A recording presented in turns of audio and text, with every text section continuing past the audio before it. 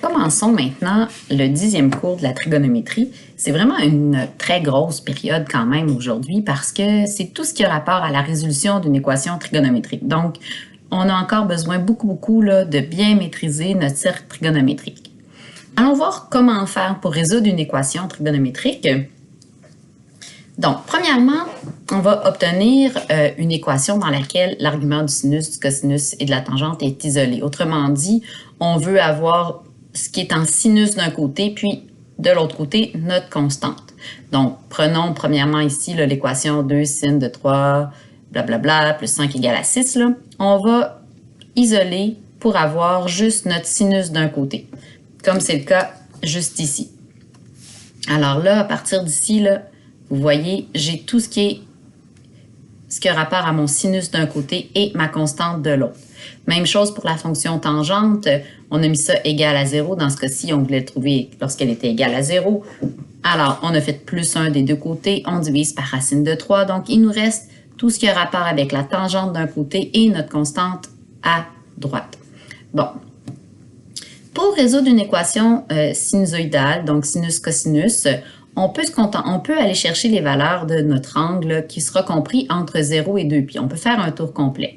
Mais pour notre tangente, à cause des asymptotes, on va se contenter de l'intervalle 0 à π lorsqu'on cherche la valeur d'un angle. Évidemment qu'on peut faire quand même plus qu'un tour. Dans mon graphique de ma fonction tangente, j'ai plusieurs fois la même portion de graphique. Hein. Mon cycle, il est répété plusieurs fois. Même chose pour ma fonction sinus. Donc, vous allez voir, et c'est ça un petit peu aussi la complexité de la résolution d'équations, c'est qu'il y a une quantité infinie de bonnes réponses selon qu'on veut faire un tour, 2 tours, 3 tours, 4 tours de cercle, etc. Donc, c'est beaucoup de choses auxquelles on va devoir faire attention. Mais tout d'abord, on va y aller de base, là, entre 0 et 2π pour sin ou cos, puis entre 0 et π pour la tangente. Donc, je veux qu'on vienne tout de suite ici en bas là, pour comment on fait la résolution. Donc, j'aime moins là, ce qui est le reste du tableau, donc on va se concentrer ici sur comment on fait la résolution. Donc, pour ma fonction sinus, un coup qu'on a d'un côté notre sinus puis de l'autre notre constante, donc on avait ici sin de 3 de x moins pi sur 4, c'est égal à 1/2.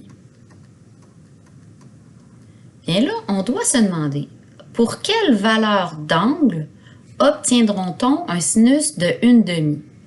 Alors, ce qu'on cherche à résoudre, on veut savoir 3x moins pi sur 4 va être égal à sin moins 1 de 1/2. C'est une valeur remarquable. Dans mon cercle trigonométrique que j'ai ici, pour quelle valeur? Mon sinus, hein, c'est le côté opposé, donc c'est pour quelle valeur de y, pour quelle valeur d'angle, j'ai une valeur de y qui vaut 1/2. Mais je le vois ici, hein, à pi sur 6, ma coordonnée en y vaut exactement 1/2, et à 5 pi sur 6, ma coordonnée en y vaut 1/2. Fait que vous voyez à quel point on a encore énormément besoin de notre cercle trigonométrique. Dès qu'on a des valeurs remarquables, je veux des données précises. Oups, ça s'est effacé pendant que j'ai changé de page. Bon, un petit bug. Alors, je vais le réécrire là, rapidement. Je ne sais pas pourquoi ça fait ça. Je pensais bien faire en ayant mon cercle trigonométrique à côté. C'était égal à 1/2. Donc, j'ai 3x moins pi sur 4 qui va être égal à sin moins 1 de 1/2. Alors, j'ai mes deux cas possibles parce que mon sinus puis mon cosinus, hein, je me concentre entre 0 et 2π. J'ai donc deux cas possibles, ce qui veut dire que 3x moins pi sur 4, sin moins 1 de 1/2, ça donne, on l'a trouvé, la première valeur d'angle, pi sur 6, puis l'autre, ça donne 5 pi sur 6. Je vais manquer de place un petit peu pour tout écrire. Alors, c'est ça qu'on veut résoudre. Donc, on divise par 3 de chaque côté. Je peux le faire ici aussi, là. Donc, x moins pi sur 4, c'est égal à pi sur 18. Et là, il me reste à additionner pi sur 4.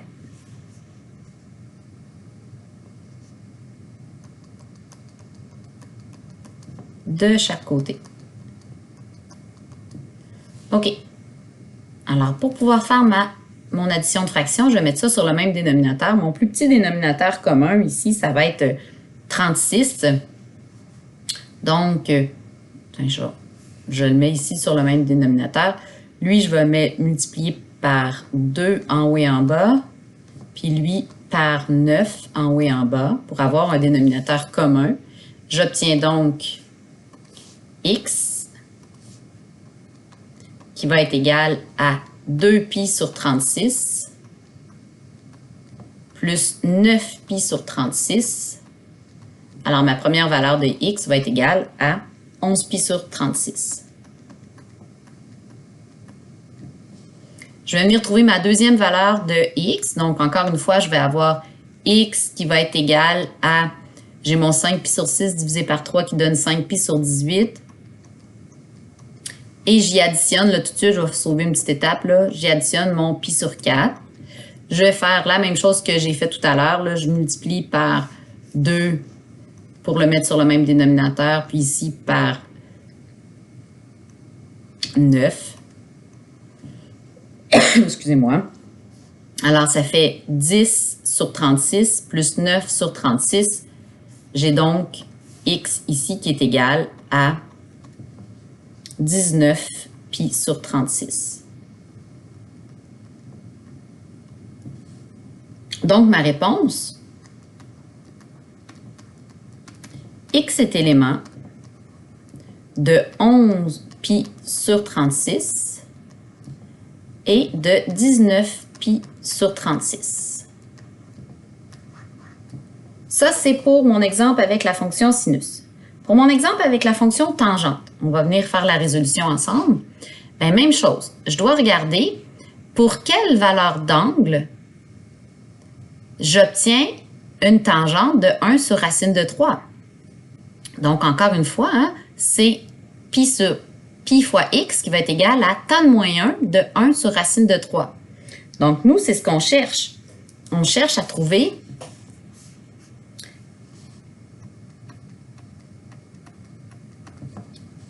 que donne tan moins 1 de 1 sur racine de 3. C'est là qu'on doit encore aller voir notre cercle trigonométrique. J'imagine que ça va peut-être encore s'effacer quand je vais changer de... On l'essaie. Donc, on sait que ça va être à pi sur 6 encore une fois, parce que 1/2 divisé par racine de 3 sur 2, ça va me donner 1 sur racine de 3. Puis 1 sur racine de 3, hein, nous, on le sait, là, on avait fait notre rationalisation normalement, là, mais ça donne quand même, au lieu d'écrire racine de 3 sur 3, c'est la même chose que 1 sur racine de 3. Donc, ma tangente, ça n'a pas effacé là. Donc, ma tangente ici, étant donné que ma fonction tangente, à cause des asymptotes, je reste dans mon premier cadran, 0 à pi, j'ai une seule valeur possible. Ça veut dire que pi x va être égal à pi sur 6. Donc, on divise par pi de chaque côté. Ce qui veut dire que x va être égal à 1/6. Donc, c'est la seule valeur possible dans la... Si je fais juste un tour, là, c'est ça qu'il faut bien comprendre. Si je fais plusieurs tours, OK? Parce que oui, on peut vous demander ici de donner votre réponse dans un intervalle demandé. Fait que ça, c'est bien important. Vraiment, vraiment important de tenir compte de la périodicité. Donc, en tenant compte de la périodicité, il y a plein d'autres réponses qui s'ajoutent. La périodicité pour les fonctions sin et cos, ma période, elle est toujours donnée par 2pi sur b. Donc, dans l'exemple que nous avons, mon B vaut 3, ça veut dire que ma période va être égale à 2π sur 3. Alors, si je fais plusieurs tours, je pars de la première réponse que j'ai obtenue. Ma première réponse, c'était 11π sur 3. Si j'y ajoute une période, donc je dirais une fois 2π sur 3. Si je veux y ajouter deux périodes, parce que je veux faire deux tours, bien là, je dirais plus 2 fois 2π sur 3. 3 tours, donc plus 3 fois 2π sur 3, etc., etc., etc. C'est pour ça que je vous dis qu'il y a une quantité infinie de bonnes réponses. Donc, ici, je vais dire plus 2 fois n pi sur 3. Ou encore, là, n fois 2π sur 3. C'est la même chose. C'est juste que, par habitude, hein, mon coefficient, mon chiffre, il est toujours en avant de toutes mes variables.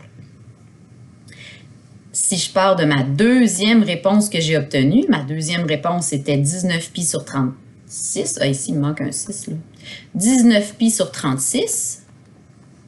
Bien, il faut que je fasse la même chose. J'y ajoute un certain nombre de tours. 1 tour, 2 tours, 3 tours, n tours. Donc, 2 fois n pi sur 3. Alors ici, là, c'est bien important de comprendre que n, c'est un nombre entier.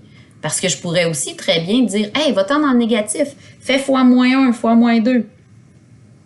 À ce moment-là, on obtient des réponses de ce type-là.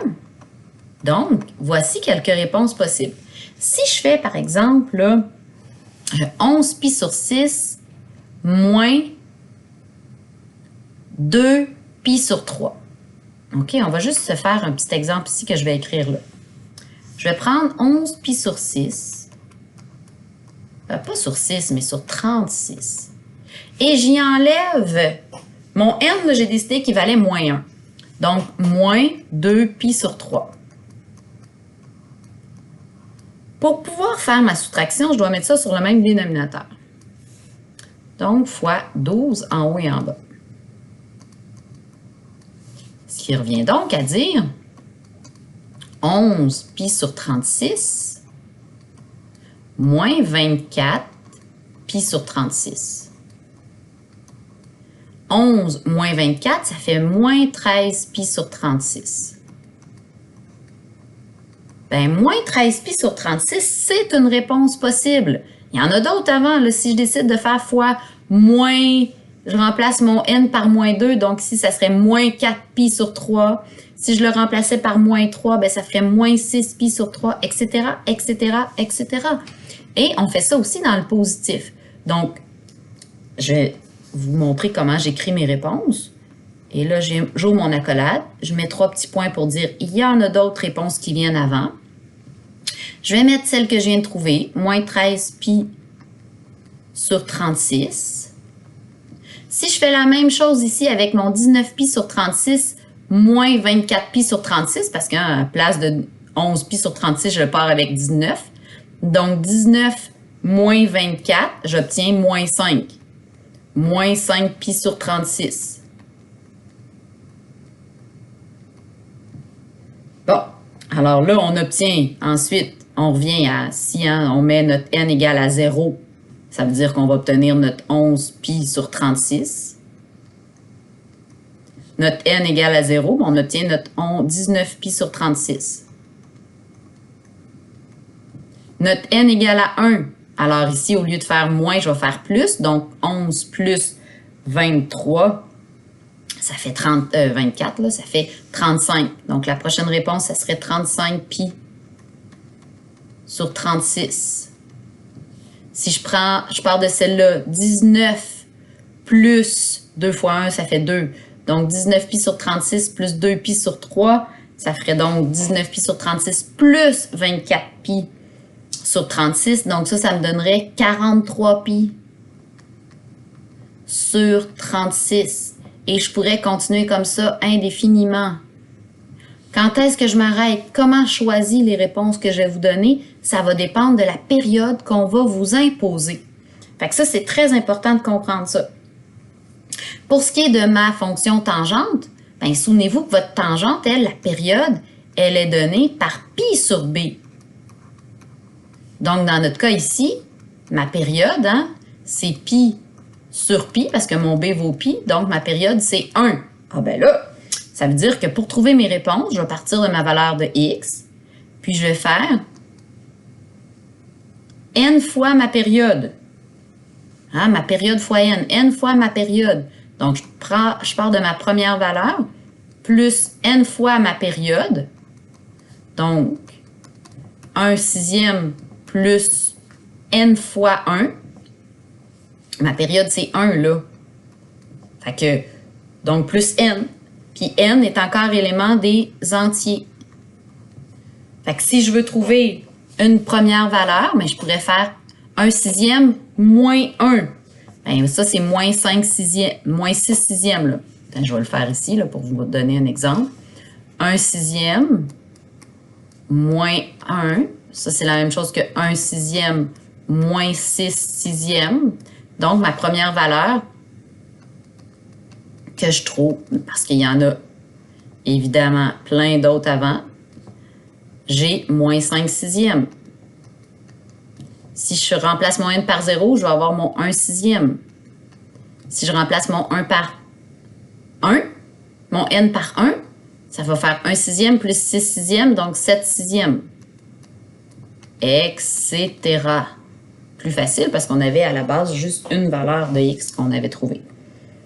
Donc, beaucoup de détails auxquels il faut faire attention. Avant d'aller dans résoudre des trop difficiles, là, on va regarder celle-là. OK? Juste pour se pratiquer avec notre cercle trigonométrique. Donc là, je veux savoir pour quelle valeur d'angle j'obtiens un sinus de pi sur 2. Fait que là, on l'a fait tout à l'heure ensemble. On a deux cas possibles. On a pi sur 6 et on a 5 pi sur 6.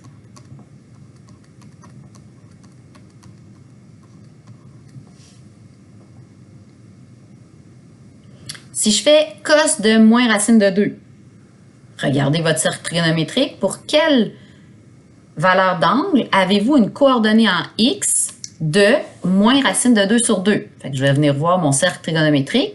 Si je ne le maîtrise pas bien, mon cercle trigonométrique, ça va mal. Alors ici, je le vois. J'ai à... Ah oui, moins racine de 2 sur 2. OK, j'étais à racine de 2 sur 2. Donc, moins racine de 2 sur 2, j'ai à 3 pi sur 4 et à 5 pi sur 4. Alors ici, mes valeurs de x vont être de 3 pi sur 4 et 5 pi sur 4. J'en ai pas d'autres là parce qu'on a restreint notre intervalle entre 0 et 2 pi. Si on fait pour la tangente, pour quelle valeur d'angle avons-nous une tangente qui est égale à 1, toujours dans mon intervalle 0 à 2 pi? Bien, je vais avoir à pi sur 4. Là, c'est sûr que dans la tangente, hein, là, je me trouve à faire un autre tour parce qu'on me le demande. Et ici, donc, à 5 pi sur 4. Mes deux valeurs sont négatives, un moins avec un moins, ça va donner 1. Je vous laisse faire les lettres D, E et F avant qu'on passe à la résolution plus complexe. Donc, première petite pause, terminez D, E et F, puis allez vous corriger dans mes notes de cours avant de passer à la page suivante.